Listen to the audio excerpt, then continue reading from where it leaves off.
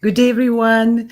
Welcome to Virtual Concert Halls. We're presenting today a live audition for Sound Espressivo International Competition. And we're going to welcome the young contestant, Dylan Schenker, in a moment. He will be performing Chopin's Scherzo number 2 in B flat minor, followed by live comments from Sound Espressivo judge, Chris Au, who will be joining us from Australia. And I praise Chris for getting up at 5 in the morning to join our broadcast. I hope you enjoy. After the live comments from the judge, there will be a short episode of discussion where the classical music needs to go and how it needs to be presented in modern times. And Chris will be joined by co-founder of Virtual Concert Halls and our artistic director, Fedor Uspensky. And hope you enjoy that discussion. And now I'm going to welcome Dylan on stage.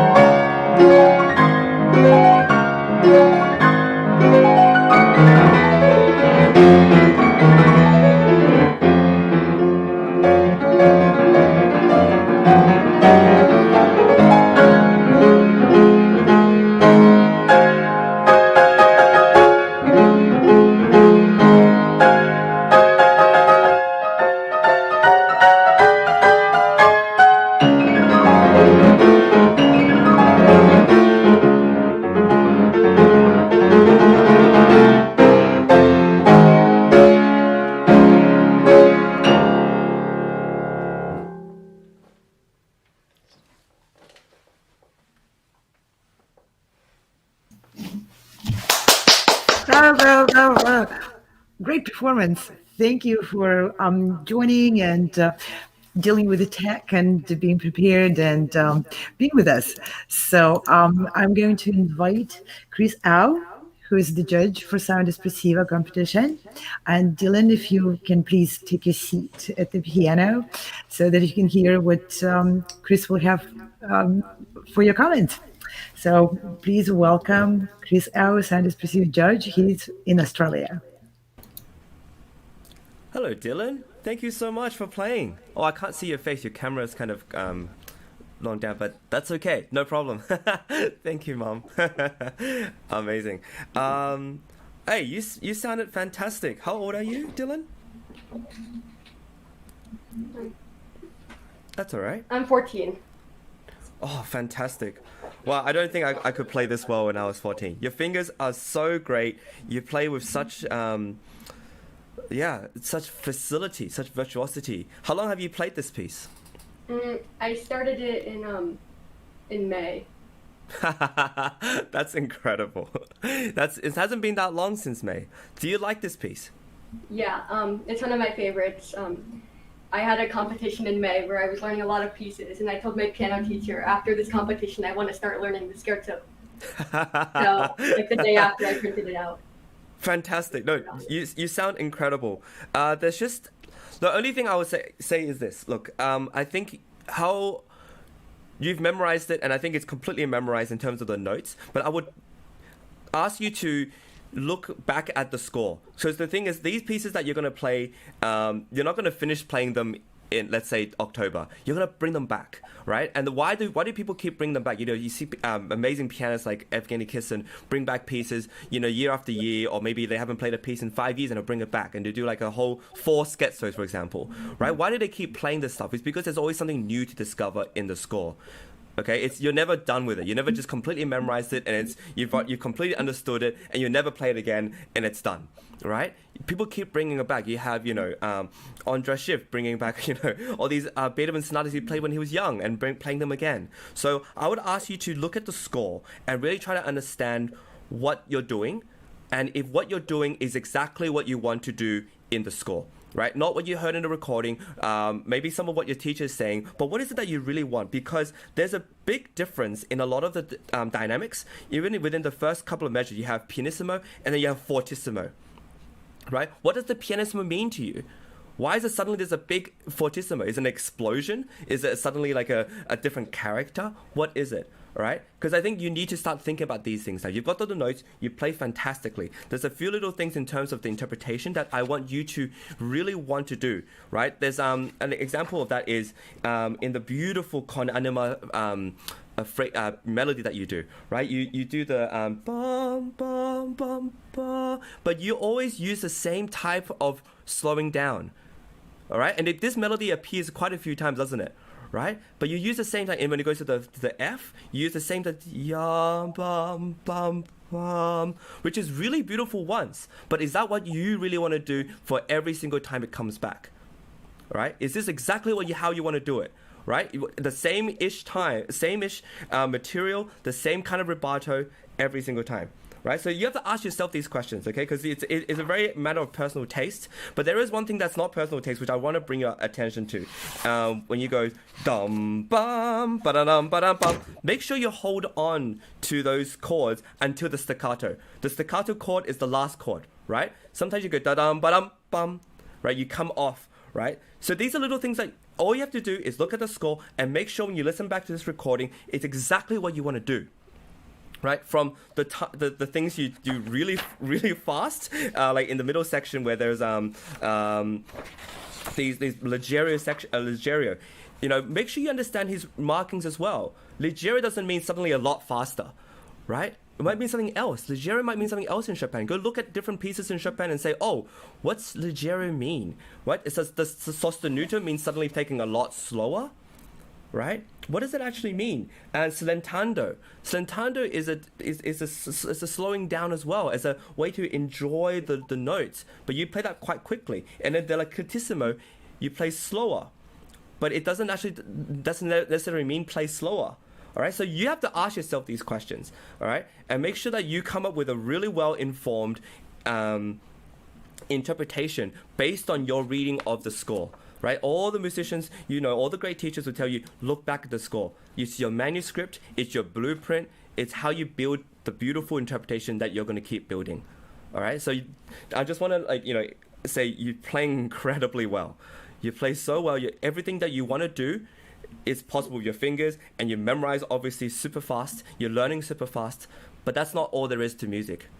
There's a lot more, right? And it involves going back to the score and saying, okay, Dylan, what are we going to do today? What does animato mean? Does it mean faster, or does it mean do I play it with a articulation that makes it sound more animated, right? And you ask yourself, okay, I want to make this piece really exciting towards the end, which you do, right?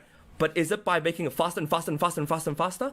Or do I wait until it actually says più mosso and then get faster, right? And and don't get faster until then. Hold tension, I've learned, is not done by getting faster and going crazy. Tension is done by doing something repeatedly, and suddenly you hold everybody's attention and then you break loose, right? It's not by just suddenly going crazy and playing, even the greatest rock stars will hold the tempo until really that moment they want, and then they'll go crazy, right? So listen back to this record that you did.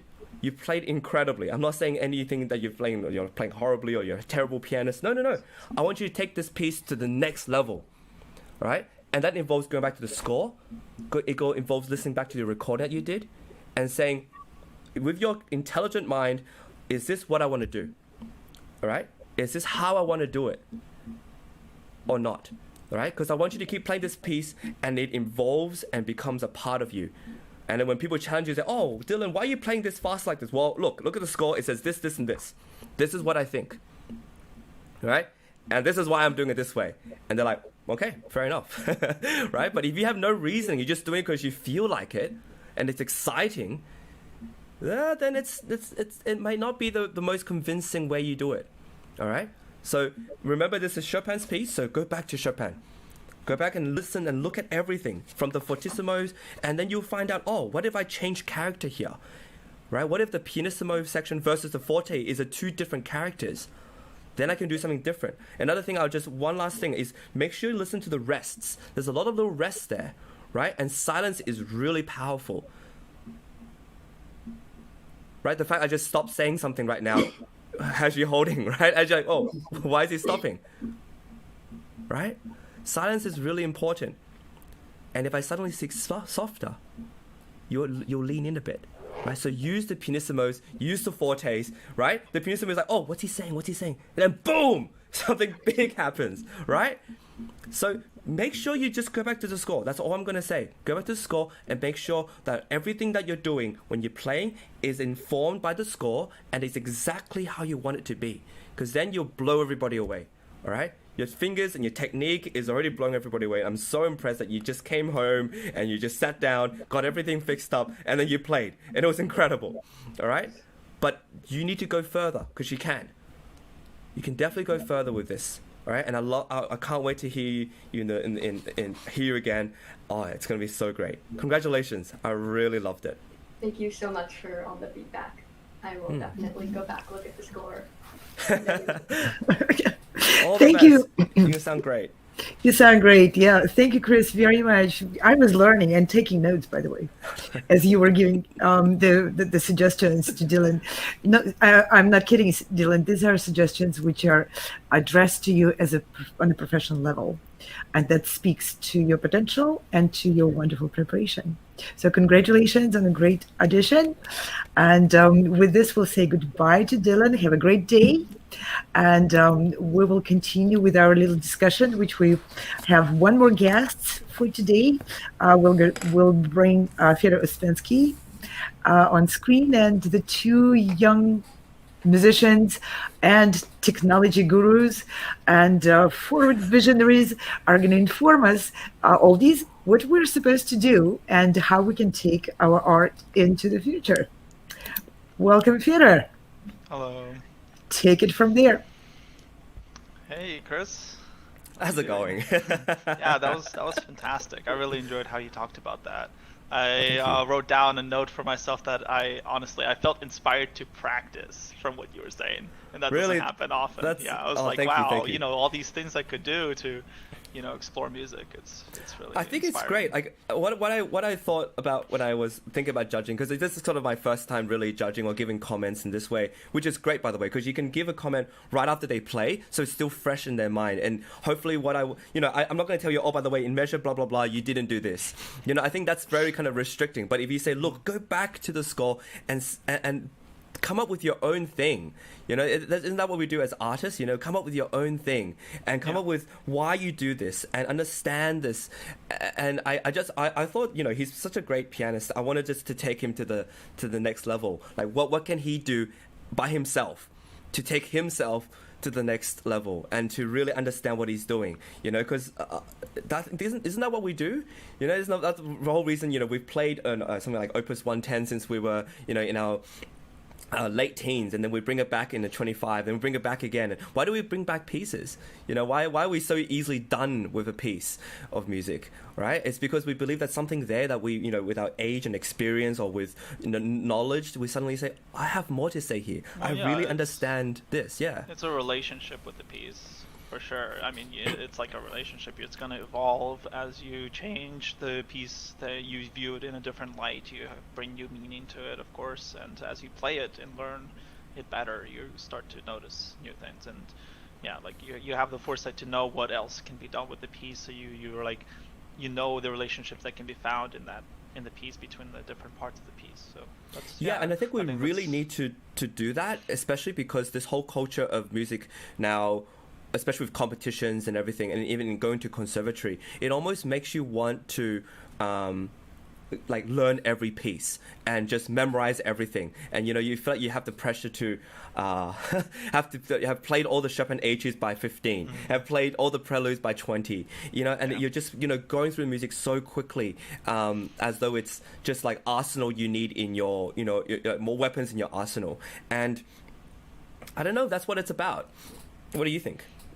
Well, I think always music is extremely personal. So, like, one of the reasons that I think, I had a big play in the SEC, the Sound Espressivo Competition, of how we did the categories. I was kind of coming up with that system of how to divide and how to kind of sort the musicians into musicians that might have like very like certain thing that they're the way that they approach music, or the thing or the themes that they're interested in when it comes to learning music, and what they perform and what they're interested in, how they are interested to express their passion for it. I think that's the different categories is like what kind of groups musicians with different relationships with pieces and different relationships with learning different music. Some pieces you might want to spend a lot of time on. Some people like to learn big repertoires. They want to create these programs with tons of music, maybe dedicated to a composer. Maybe they want to learn all the music of the composer, and they find that kind of completionist mentality of like having the whole repertoire of the composer in their mind or in their hands, and they can then play around with that or express the entire kind of array of like the composer's kind of how they put themselves into their music, because a composer, they composed everything, right?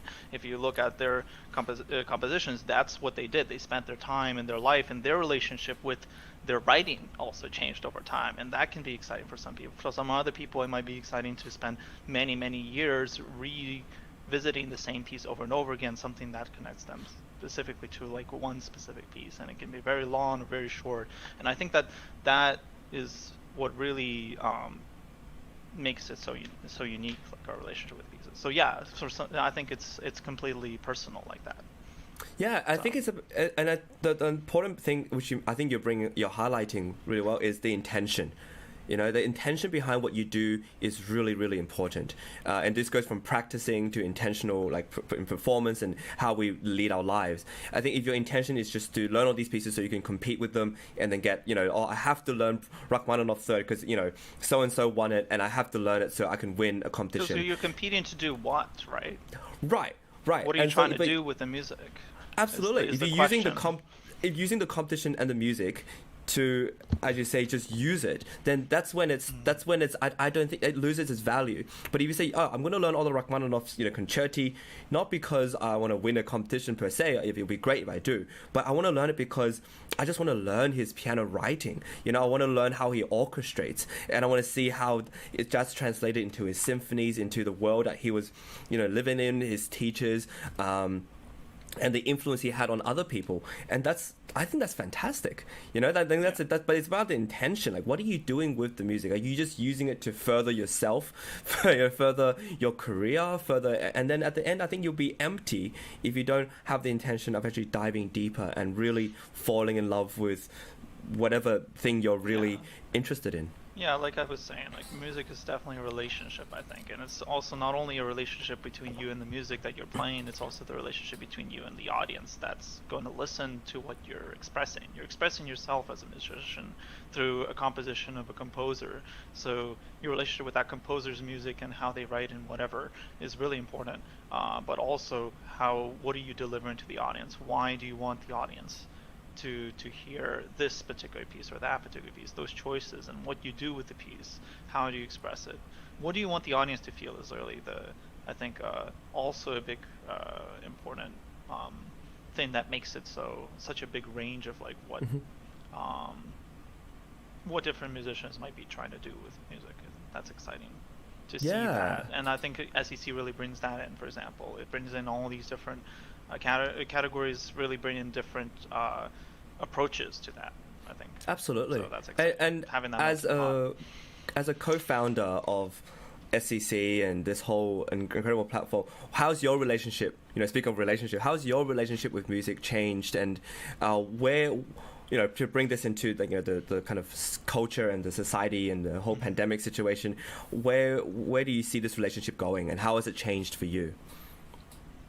Well, I definitely grew up with a lot of music. My whole family was musicians growing up, so all I heard was classical music and Baroque music going in the radio when I went to school, on the drive and things like that. So I think pandemic definitely, I mean, whenever you're spending more time with yourself, you're obviously getting more time to kind of, refresh and revisit your own like approach to like music or just life in general and things like that. And I think it's a way to reflect. I think that's the word I was looking for, I guess. Reflect on things. And music is definitely very personal and much more like, it's trying to reach not just for it's trying to reach for your soul, not just for your and it's trying to go really deep with that. And I think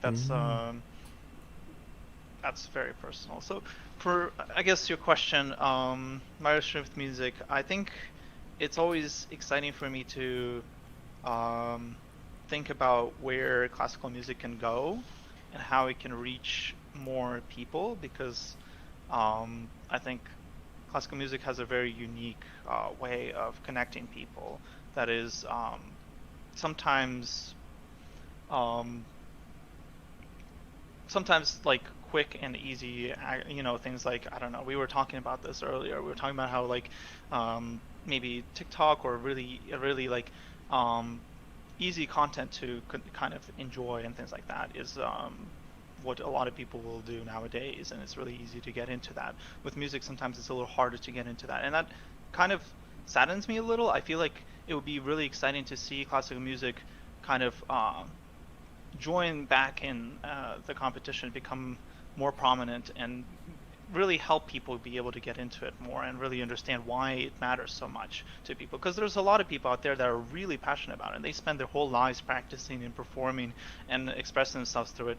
So how did those people get into it? Like, I think everyone deserves an opportunity to have a shot at classical music if they want, and find out if they really are going to enjoy it. And sometimes that road can be very difficult and very hard. And I think with modern times now, with the internet and all of these things, it's a huge opportunity to revamp and kind of refresh and take a new look at how that's presented to the audience, and how's that presented to newcomers, people who aren't seasoned, who don't have family members that maybe already play music, who understand, the value of it. And it seems to be antique and sometimes ancient to some families or some people or some cultures. I don't know, just to some people it can seem like it's not really worth all that trouble to get into it. And I look forward to that. That's something that's really what I'm passionate about. And that's part of VCHS, I feel like, is trying to push to bring more audience members in and bring more excitement around classical music.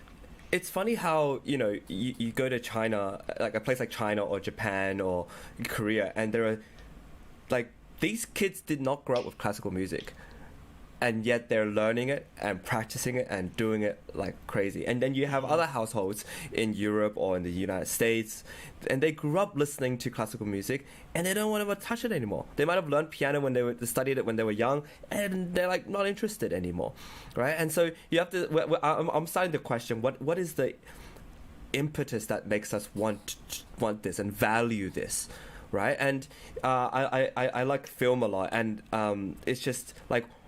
It's like trying to say, look, everybody should be watching Stanley Kubrick again. Stanley Kubrick, at 2001 Space Odyssey, like, we have to go back and really... But that's not an easy movie to watch.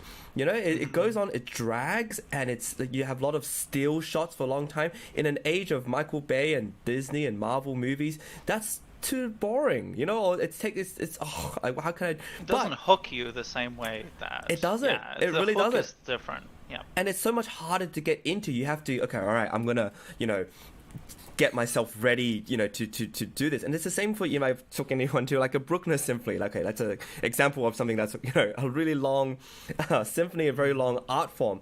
But it's very similar. But what I think is we need to do as artists is to bridge that gap in whatever way possible, in a tasteful way possible. So from what I'm trying to do in some concerts I'm doing in Australia is actually to engage with the audience, like talk about the music, but not just in terms of like, I'm going to give a speech and then play. Right? But in terms of, I give a little presentation, but I'm going to play a little bit of excerpts. Just like we know when we go to master classes, you have a teacher there and play little excerpts of the piece. And as they're playing, they talk about it a little bit, or they say, okay, look, now what's happening here, that's why this is sad. This moment, this is the real despair here. And then for us, it's like, boom, mind blown, right? Because we didn't really see it that way. And I think if we have to learn this way, how are we to expect the audience to just hear it and go, wow, that is despair, or wow, that is the sign of victory? And I think we have to start bridging that gap, and just like with reaction videos, which we were talking about, pause and say, look, do you see what happened there? That's what he was doing. Do you see how he was changing the sound, the articulation? That's why this is so beautiful. Right? And it's not to dumb them down, but it's to reveal and unveil the mystery behind what we do. Not to make it, not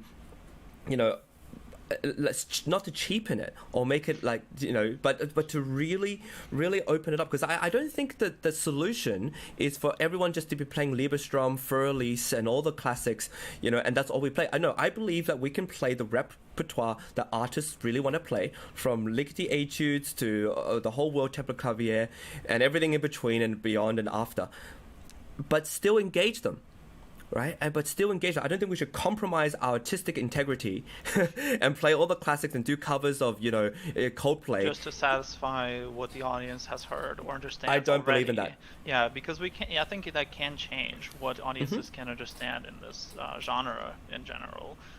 The other thing I think is that, what is it? I think the question that people could ask more, that I hope people ask more with all of this, is that what is the experience that you're basically selling, but also what are you getting? What is the experience you're getting basically from music? What is it? What's that experience that you're getting? Basically, I think that music is one of the rare art forms that not only expresses itself, but also is designed to very smoothly connect with like the person that's listening. So it's very personal, right? Because you can listen to like Bach, right? Bach is a great example. You can listen to it and your interpretation of it changes over the years. And the reason it changes is because you changing doesn't make you not, understand or like it anymore. Why can you connect with the same piece of music from different generations all across? Is because it's personal, and it can also make you it can change how you feel about yourself. It can change your it can just completely change your mood, and it can change all of these other things, and it can just really it can really create a really big effect on even just your personal life in general. I think it can touch you in so many different ways that some other things might not be able to. Like one of the big contrasts I think between quick and easy content that is so widely viewed on the internet, maybe short skits or TikToks, right, are really big. Well, they're big because they're very easy and quick to get, right? Very easy and quick to experience, and it's instant. You instantly feel it, you instantly know why you like it, and then you can always go back to it and quickly get it, and it can fit into your day really easily. But the thing that it lacks is that if you compare different TikToks, sometimes they can all be the same. You can summarize the formula for TikTok pretty easily. Whereas with classical music, especially, and music that you keep coming back to, the reason you can keep coming back to it is because of how much depth it has, and it's just this endless well of just it's just an endless well of emotion and connection that you can experience with music. And it's similar to maybe some Ghibli films, right? You can rewatch a Ghibli film over and over and over and over again, and it's took years and years to make it, right? It spends so much energy and effort to create the tone, to create to really make it special, and really find a way to strike the right tone, to strike the right nuances with it. Yeah. And that's the kind of thing that you get to experience, right? I would say comparing to that is where I think classical music really fits in, and finding a way to really express that experience, and really make audiences believe that that's something they can expect and they can gain and learn to enjoy that way. So two things. I love what you just said. I think I'm ranting a little. No. The first thing I really enjoy is you highlight the experience. So experience is something that we have to offer, and it's something that's been really on my mind recently, especially after giving some concerts here to people, friends and family, and friends of friends who have never heard a classical music concert.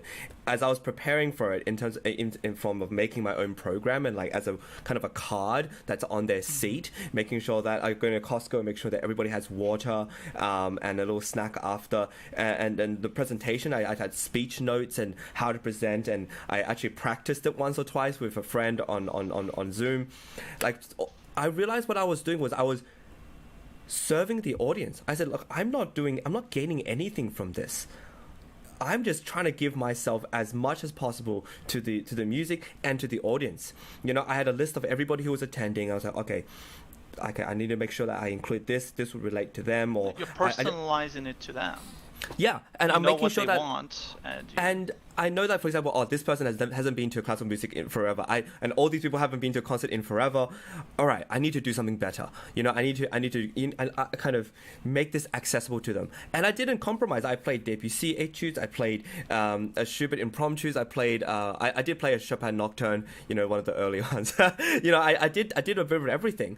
But I feel like, okay, the experience that they have is so important to me that I don't care what it takes for me to do, and how often is it when you go to a concert and you feel like you're being talked to, but you feel like the artist comes on stage you listen to me now, because I have all the, that kind of style. I think we're way past that. And the second thing I think is important is that people are still really down to hear long-form conversations like this and long-form movies. Look at The Irishman, came out 1 or 2 years ago. It's 3 hours long. Once Upon a Time in Hollywood, 3 hours long. People are still down to sit for 3-4 hours and listen to a Joe Rogan podcast or something of that similar sort, or a movie that long.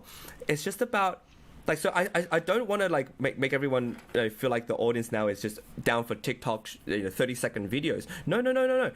People are still really interested in something really long. They still want the experience. Thing, right? The big thing is that why are they interested in that? Is because it's relatable, right? What is the topic of a Joe Rogan, for example, podcast would be somehow tied into something you care about in your life.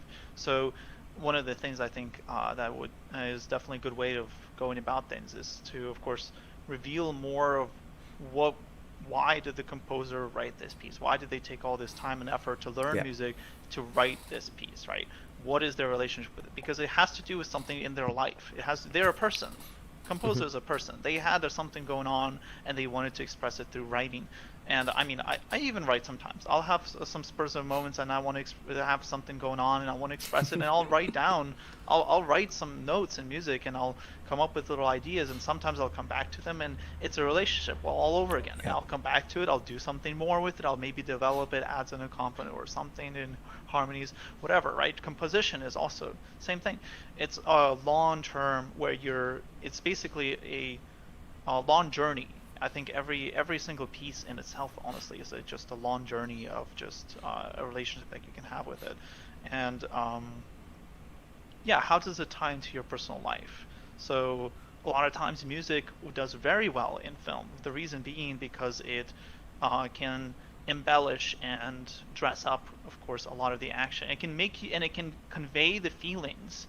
And you can watch a film of like a slice of life, and a slice of life music plays a giant role because it's delivering to you, it's making you feel things with the music that the character that you're seeing and observing them through their life is feeling in that time, or at least the atmosphere maybe of the city they're walking through or something, and trying to deliver you the atmosphere and maybe some kind of even Easter egg hints of like what's going on in a scene or what's going on with a person's life. And that, I mean, our lives most of the time are just a slice of life. We're doing daily normal tasks and we're just having normal days, and music is a way to be able to express anything really that way. And I think that's... I'm glad we established like the values behind music, because this is what I think is truly important for musicians going into the this next age of post-COVID, is that we don't lose ourselves. We don't lose the integrity and the value of what we see in the music, right? If you say, oh, it's about relevance to the audience, okay, make sure you hold on to that. If it's about storytelling, make sure you hold on to that too. Absolutely, it's about storytelling. It's always about storytelling. Oh, absolutely. And I think what's very tempting is to say, okay, look, we want audiences, we want ticket sales, we want all these things that we got to boost our music industry, make it look like Hollywood. And I just don't want us to lose ourselves. Like, it's nothing wrong with going on TikTok, being a classical musician, or I have a friend who's a harpist who's gained so much following on TikTok or Instagram using social media. But don't lose the integrity of it. Don't feel like you have to sell yourself out just so that people will go listen to you play the Pathetique Sonata. You don't have to do that. A lot of times I think that I mean, people talk about this a lot for performance. At least this is something I learned with. I'm a violinist, of course. I also play, and one of the big things is that when you perform, there's no way to like. At least for me, when I hear a performer or something, there's no way for a performer to fake how they actually feel when they're on stage. Like, you're gonna hear it. If they're very nervous and they're really scared and they haven't performed ever, you're gonna hear that through their playing, no matter how much they practiced. It delivers that way, and I think that purity is something that's extremely core and cornerstone to music, is because it's able to transcend what we see, and it just goes straight to your feelings, right? It's straight to what you can you can instantly understand it, you can instantly feel it, and I think that helps a lot with what you're talking about integrity. You're talking about not trying to become something else, right? You don't want classical music to lose its identity, and that's the whole point. Is that I think classical music, especially right, the genre is just trying to look for words, but No, I think sometimes the words don't do it, right? No, that's why we have music. That's why we have Yeah, music. yeah. No, that's why we have music, and I think that's why we do Maybe music. I should get my violin out and play Yeah. right now. Then you'll really understand what I'm trying to say, right? No, you nailed it, because I think what's really cool about music, and you're right, you're so right, because I remember we talked about this among friends. It was like you go hear one of your friends play, and suddenly it's that you see their soul. You know, and you don't really get that just talking to them, but suddenly they sit down and play, and you can realize, for example, one person who's playing could be, wow, he's actually got a lot of anger and, you know, deep tension or Yeah, they could be resentment. playing a happy piece in A major, but it'll Yeah. sound like stressful. It's just like, yeah, it's like, oh, there's something going on in there. He's like holding a lot of tension. Or you can hear somebody who's like, you know, generally very, maybe you might look at them and they're like kind of always got a dark face on or like they don't seem very approachable, but they sit down and play, and it's so beautiful, you know, and you realize, oh, there's something inside that's so beautiful, and you suddenly go up to them, whoa, you're incredible, and then their face lights that's up. the big thing. That's the big thing, because the same thing goes for the audience. You'll have somebody listening to the audience, and maybe they have, you know, I don't know, family members around, and they seem like they're somebody grumpy and uninterested in people, and have, you know, they're not really that warm of a person, and then maybe they'll listen to a piece of music and then they'll just completely melt in tears. Like, that's happened before many times. I've heard stories of this, you know. So it can be very surprising. Like, it's definitely, I think, extremely good for people to at least have a shot at it, and at least for it to be more present. Because you never know, like, some people it just might be the right thing for you. I mean, it might be extremely therapeutic. Music can be extremely therapeutic, as well, for processing emotions, processing just anything. I mean, like Mozart Requiem, right, is about dealing with the ultimate end, like death and things like that, and just listening to it is just so. It's an incredible experience, right? Some pieces can just be, they have a theme of something really, really key and important in life, and all art forms are trying to, of course, sometimes challenge how our relationship and what we think of a lot of like key and important moments in our lives, like death or love, and just passion or anger, vengefulness, like all these different extreme emotions are a big topic for sure, and they come up for all people. Everybody has feelings of all sorts, and so that's what it's about, really. Music is a way to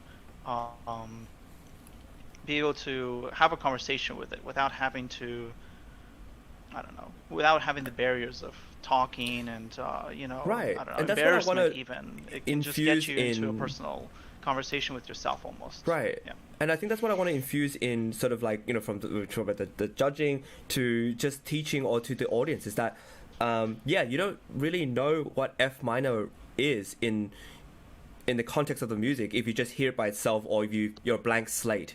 But there's so much within F minor, right? We all know how many pieces were written in F minor. We all understand what that kind of the color change, and like the best way to see it is, you know, the comparing all the different keys in Bach's Broad Tableau Clavier and saying, oh, so that's what D major sounds like to them, but this is the character of it. And Mozart D major and Brahms D major, look at just the violin concerti, they all seem to be in D. And you know, but yet there's so much within that, right? There's so much within, you know, the difference between the Mozart D major, Beethoven D major, Brahms D major, and Tchaikovsky D major, right? There's so much difference in there. And I think that's something that the audience doesn't really get immediately. You have to guide them through that. You have to say, look, yes, this is in D major, but what happens when it goes to F major? What happens if it suddenly changes to D minor?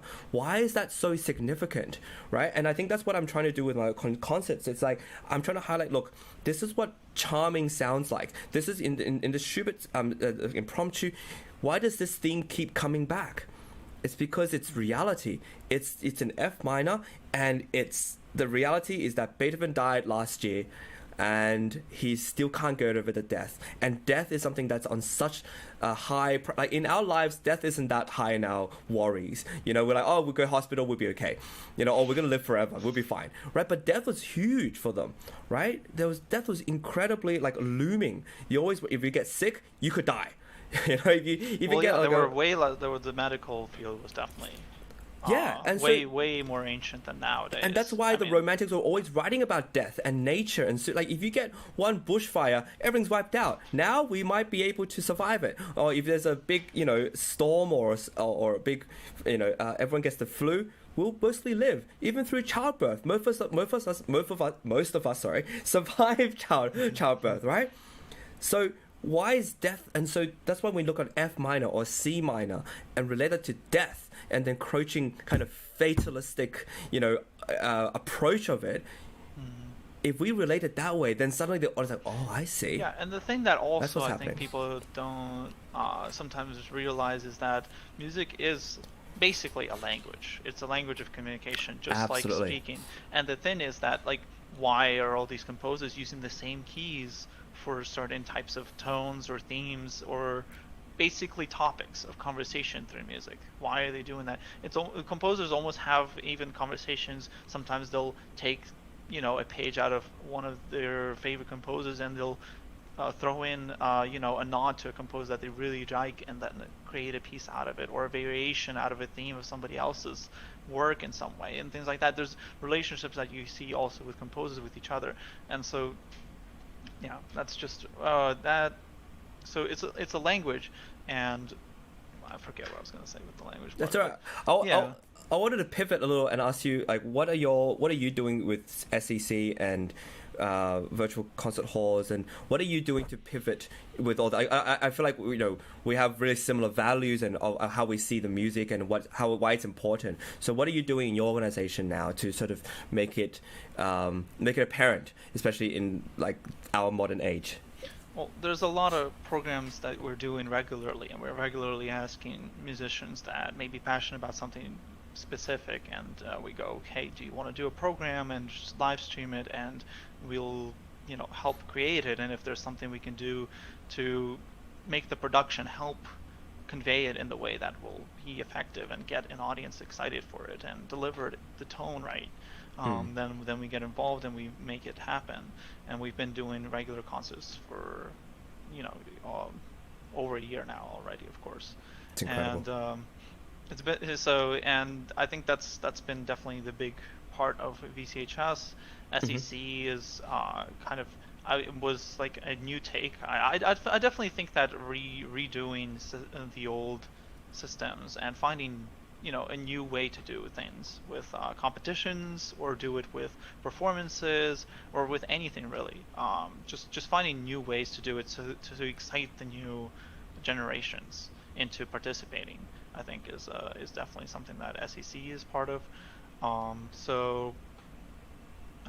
That's been mostly the direction with that, and I definitely am part of my passion in PCHS is thinking of the roadmap and where is everything going, what's the next thing that we would be trying to accomplish, and definitely finding ways to make performances more and more kind of refurbished and renewed to be more exciting for the newer generations. I think is a big deal, because if newer generations can get into it, then they can discover all of these things we've been talking about, and then they can come up with their own way to express it, their own relationships with it, and that's just a gateway to so much more possibilities. And then the more people that are involved in this, the more chances are we're going to find something new and incredible that no one's heard before, or no one's seen before, and no one's experienced before. And there's just so much opportunity. And like you were talking, Chris,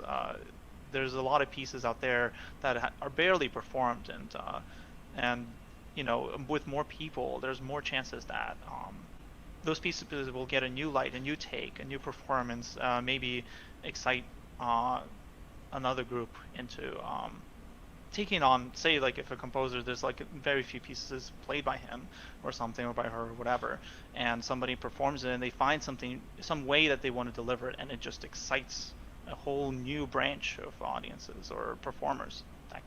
That's that so can be a big deal. inspiring, because from what you're saying, that's so inspiring. Because so the two things I kind of got is that, first of all, stories, like, forgotten pieces, they're still stories.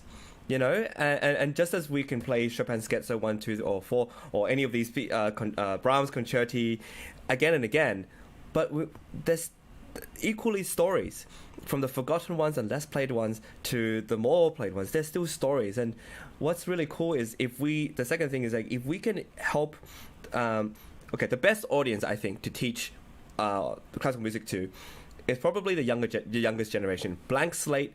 And if we can excite them by saying, look, this is not just a piece of thing that you play on the piano and you're done. It's like, no, these are stories. Hey, this is a story.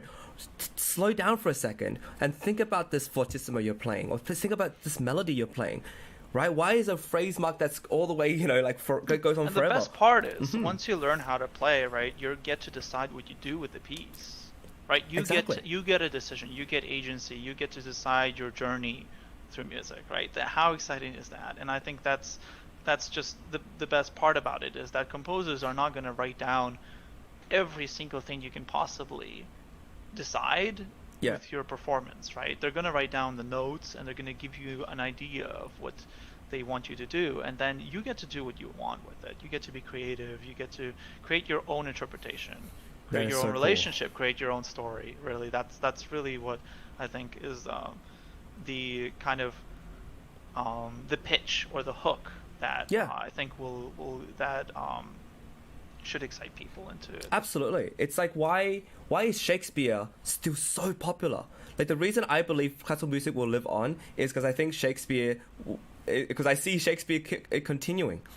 The fervor for Shakespeare done well, for the dramatic arts done well, is so incredible. You're taking, similar to music, you're taking, a book it's a script, right? You follow the script, you memorize the script, the words are always the same, but how you deliver the words, how you speak it, the way you stage it, the way you inflect, right? Yep. That's what makes it.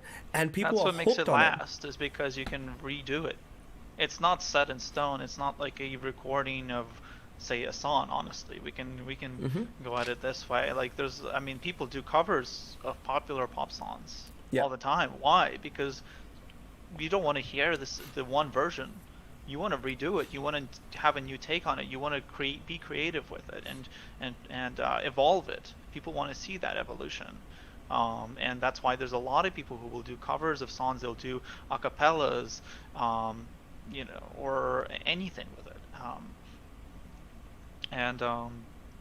That's the writing part is the beginning process of the journey. It's not once something's been written, you play it, and that's all there is to it. It doesn't end there. It's up to you. It's your imagination. That's your limit on what you can do with that. Yeah. I hope this gives, like, whoever's listening to, I hope that, classical music isn't going to die off, but it really takes monumental effort to serve the audience. It takes a lot of effort and time and really thought to what can we bring and how can we bridge the gap? How can we not talk condescendingly to the audience and expect them to, fall in love with the music the way I fall in love with it, and say, okay, I have to do something different to make this acceptable. I empathize with the audience.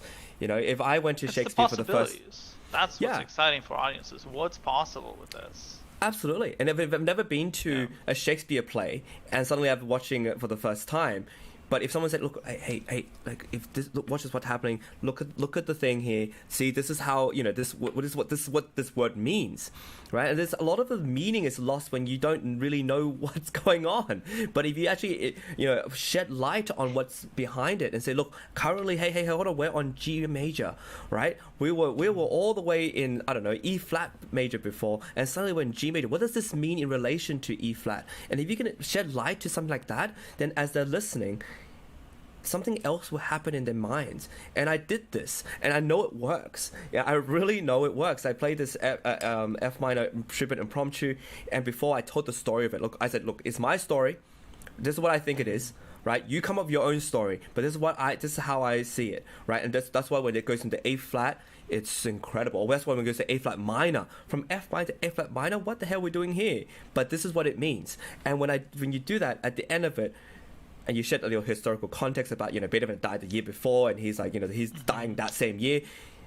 Suddenly, like after I played, the whole audience was silent, and it was just like, I could hear that something was going on there, that they understood something. That's the entire point. You can feel it. And so they're not dumb. Yeah. Right. No, they're of not course not. dumb audiences who don't get the music. This is what, not intellectual. No. Everyone understands it. Yeah, and I think the biggest part is that VCHS allows for a type of venue for musicians that do know what they're doing, do have a passion for this, like yourself and me, and others that have come on to talk about it. And I think, hearing someone talk this passionate, like you are very passionate about this, of course, I can see it, I can feel it, right? And I think somebody else watching could be like, oh, I want to feel that passionate about something, and then maybe that can excite them to get a few ideas from you, and that's really what it's all about. That's the whole point of this. The streams allow for that window into the personal side of the musicians. It's not just the musician comes on stage, they play, they walk away, and then that's it. You get that experience, and whatever way you interpret it, that's the way you interpreted it, and no one is going to help you change that or evolve that in any way. That's what we were talking about. Pausing a performance, taking a closer look, really getting in between the performance and the audience, and giving them a translation of what's happening, and giving them a way to understand and connect is really what I think VCHS is about, and where I hope it will go. Guys, that was fantastic to listen to both of you. You both are passionate, and you both are young, and you both are a physical presentation of justifying why that journey into classical music is worth taking. And I love hearing both of you saying the effort artists put into communicating why do we even like it is so worth it, because it's such a rich depth experience with so much depth, which the classical music can provide to people. And yes, it's not an easy, quick, digestible content, but as a longer, more evolved content, it brings wider and richer experience to the audience. But we do need to make an effort to deliver it, to really demonstrate where people can find those gold mines. I really appreciate everything you said. I'm learning a lot from both of you. It was a lot of fun. It's a lot of fun. And I think we need to hear these kind of conversations more, because it makes this music relatable. And what I don't want is people to idolize me, or idolize Andras Schiff or something. I want people to understand that it's the composer, it's the music that should be not worshipped, but like that's the goal here. That's what's going to penetrate and touch you, not how Andras Schiff plays or whoever plays. It's about the music. And because human emotions haven't really changed from the beginning of time, right? It's not suddenly we have it's not like suddenly we have a new emotion because we're in the new it's pretty much all the same. We deal with death, we deal with suffering, we deal with rejection, we deal with joy and childbirth and all these things, and suddenly we're all relatable, we're all human. And so I think it's still accessible. We just have to try and make it work. And the thing is, music is about all of those things, and it is the best, I would say, one of the best ways of striking the nuance of those things, really delivering the most closest to just the experience itself way of transcending that to another person, being able to transcend how you feel personally through the music. You can feel the real personality and personal sides of a person through the playing and when you do, you can hear it and you can feel it much more than through other means at times. It's very powerful. And what I want to add, when you do feel that, it also makes it very hard to argue or dislike or reject another person based on whatever prejudices and biases you might have. Because like Chris said, and like you said, Fedor, this is a really transcendent way of communicating and connecting with people, because we connect on something which we all share in common. That is our feelings and emotions. Our humanity. Exactly. Okay, Thanks, guys. Chris, Thank you, for joining Chris. for this. No, it was fun. It was really fun. Thank you. I'm And- wide awake now, by the way. I'm wide awake, so Don't need any more coffee, do you? not at all. I'm great. This was so good. Thank you so much for having me. I loved it. Thank you both. And we'll wrap it up on this, and we'll be looking forward to more topics and conversations like that. That was fantastic, very enjoyable. And thank you, our audience, for your participation and for being with us today. And bye, everyone. See you.